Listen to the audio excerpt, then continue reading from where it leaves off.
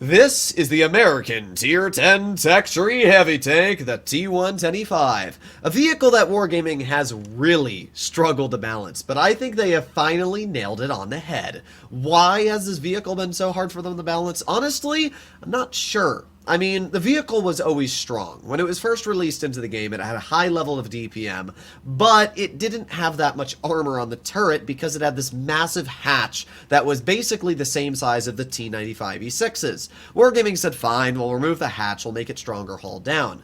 And then not only did they remove the hatch, but a couple patches later, they said, let's also give it super speed boost and reactive armor. Now you can imagine how this wasn't good for the game. It then made this the most popular comp tank, and it was absolutely busted. Wargaming said, alright, fine, that was a terrible idea, but instead of removing the super speed boost and reactive, they instead nerfed the vehicle's DPM to the ground, making it 2,400 with Kali. That's atrocious. So, yeah, the tank was in a pretty mediocre state at that point. However, Wargaming then said, okay, well, we're going to remove super speed boost, and we're going to give the vehicle a top speed buff, going from 37 to 42. We're going to buff its power to weight ratio, increase its traverse speed. We're also going to make the gun incredibly accurate, actually making it one of the most accurate heavies in tier 10 at .303 dispersion. Then they said, okay, you know what? We've done all this stuff. Let's finally buff the DPM back to what it used to be and remove reactive armor. And that is where we are currently sitting at. Basically, Wargaming has gone full circle, going from what was a high level of DPM, strong frontline heavy, to now what it currently is, a high level of DPM, strong frontline heavy. However, I personally believe that it's in a stronger state than it has ever been. First of all, the vehicle does feature sandbag armor, making it have a pretty decent chunk of HP, 2,600. The vehicle also not only has high DPM of 2,850 if you're running rammer, but it also has 370 more millimeters of heat pen if you're running calibrated. Pair that with the incredibly fast 2.6 seconds of aiming time and the incredibly good accuracy of .303 dispersion. You can make it even better if you decide to swap out fuel or, enhance sandbags armor to have a double food, and then you can have .299. I mean, the vehicle is absolutely incredible. And in the latest update, it also got changes to the armor. The turret got stronger by about 20 mils, and the hull got about maybe 30 mils weaker. Now that's fine, because the hull armor on the tank is still very good hull down, and it was really more the middle and lower plate that became a lot weaker. So essentially, the tank got a whole lot of buffs, and that is where we are currently at. The E5 is absolutely fantastic.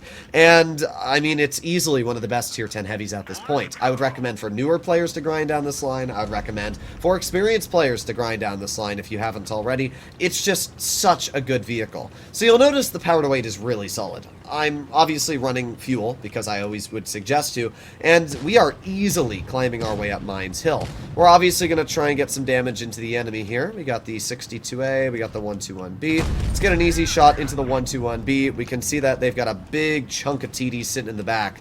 It just feels so weird actually having a fast reload in this vehicle, because obviously the E5's really never been able to have a fast reload and high rate of fire. But now, I mean, look at this. The tank actually reloads really fast, easy aiming time, super quick act. I mean, everything's incredible. I'm a little speechless because the E5's been in such a mid state for so long that now the vehicle has everything going for it. It feels almost surreal. We can see that the enemy 183 is not doing all too good. We're going to use that very good accuracy the vehicle has to slam a shell right into his roof. So yeah, it's going pretty well so far. We can see that the 704 is not really doing all too much. We got the 62A poking.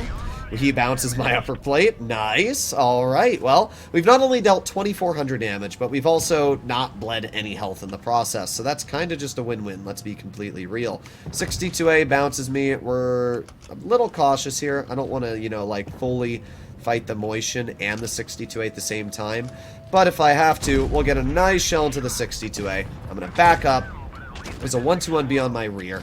We're going to repair our modules, and, I'm not really liking this. I'm going to be completely honest. We're going to try and finish off the 121B to start off with. That's obviously quite important. With the 704 being dead, then we don't really have to worry about all too much at this point. We do have the Patton off to the side, but not really much of a threat to be completely real. What is annoying is not only getting tracked by the Patton, but also having my ammo rack damaged right after I fixed it.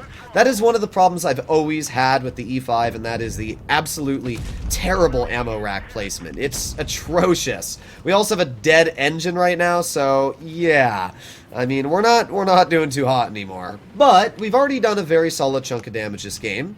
We're going to reload in just another second. Patton bounces me as it is, and let's see. Come on, back up. Bonk. There you go. Nice 400 damage shell into his vehicle. That broke us over the 4,000 damage mark. I don't think we're going to get any more damage out with a 8-second reload still to go. But honestly, I don't think we would have gotten the shell out as it is, because he didn't back up. So I really don't have anything to get mad about. We did a lot of damage, and sure, we bled a bit of health, but obviously I could have just stayed hull down and chilled, but we didn't have to, because I got a bunch of HP, and we got high DPM and everything. So we did 4,105 damage, and 2,350 blocked. We got a decent chunk of bounces. I mean, again, the E5 is just such a good heavy. When you have DPM, mobility, accuracy, pen, armor, and you combine them all in the one vehicle, it's no duh why this tank is so good. And yeah, I would easily recommend, as I said, anybody that is wanting to have these kind of things thrown into one heavy to get the E5. I mean, I can't really name another heavy that does all of these things. There's a lot of heavies that can do certain things, like obviously the Type 71's got the armor, but it doesn't feature the DPM, it doesn't feature the accuracy, or the mobility that this tank has. It also looks like the game may have just bugged out and isn't loading us into battle, so I'm gonna go restart my Blitz. Alright, now we're actually loading into a battle. And up against us we have an IS-7, YAG, 777, 57 Heavy, and an ST-1. Holy moly, that's a strong lineup. And what do we get? Well, we get a no camo MIL-2 and a fully stock no camo ST-1. Thankfully, they are just tier 9s. But, oh man, seeing any player driving the stock ST-1 to grind a very mediocre IS-4 after 10.3, I honestly don't even feel bad for them. Like, if you're gonna not pay attention to the game and videos posted on this game and updates, that's honestly your fault. So, yeah, I don't feel bad for that player. It's hard to be real. We're gonna chill. We got the 57 Heavy, we got, oh, the 777, easy shot into his tank. We got a bounce, but I'm not sure if we're gonna get a bounce from the IS-7. Oh, we probably are at this point. Something that you should keep in mind about the E5 is that its reverse speed is absolutely tragic. The tank only reverses at 12, which is terrible. It makes the vehicle very unenjoyable in certain situations. But, as we can see that pen, I mean, if we had the opportunity to shoot that YAG, we would cut straight through. Instead, we get a nice slap into the 57 Heavy. My general rule of thumb with the E5 is don't over-aggress. When you do, you're obviously going to put yourself in a very bad spot, because you can't back up from autoloaders. Who would have guessed that my MIL-2 is dead? I definitely wouldn't have. No. Well, we got the 777 off to the side. Another easy shell into his tank, and just like that, we still haven't bled any health ourselves, and we've done 1,200 damage. What we can also see is that there's a Waffenträger and a Batchat off to our side over here. We're going to get one shell into the enemy waffle, and yeah, this is not looking good. Let's be real. Let's reload again, and let's get a shell into the Batchat. Wow, what a disastrous team. Not only do we have an AFK 907, but literally nobody's doing anything of actual value this game. My shell bounces the waffle in the track, because, you know, my luck. I am going to use a repair kit, because I feel like it's more important to actually, you know, go for this guy. So let's get a shell into the enemy Batchat. Not bad. Even though our ST-1 appears to be, like, mentally ill, we are still doing okay. Batchat does end up penning me once. He might actually pen me twice, but the good news is he's on a full reload.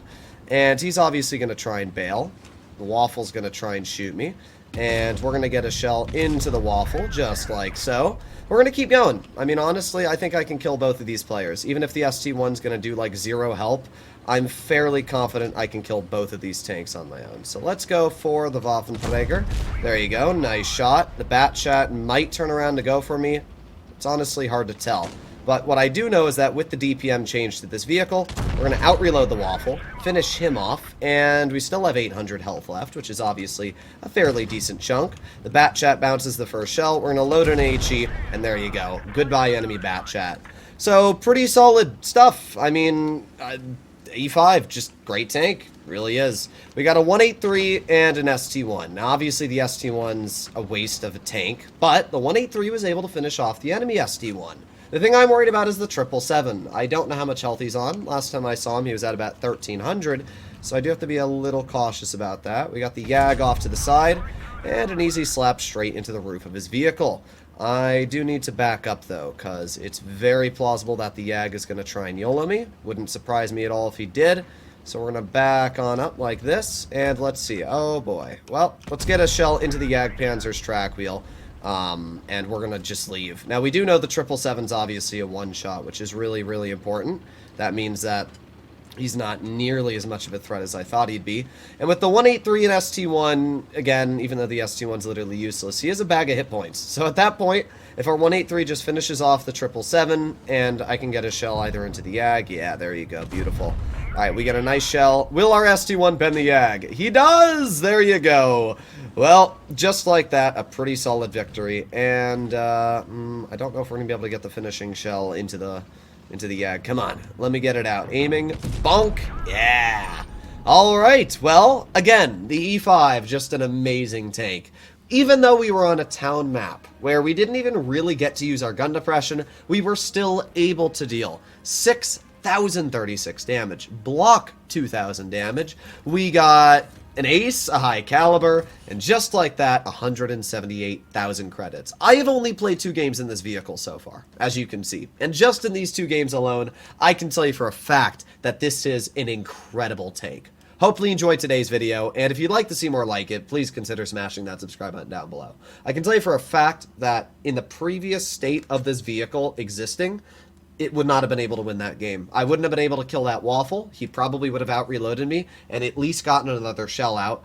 And I also wouldn't have been able to kill the enemy Bat Chat. Just those 2 tanks alone would have killed me. So the vehicle gaining this DPM is a lifesaver.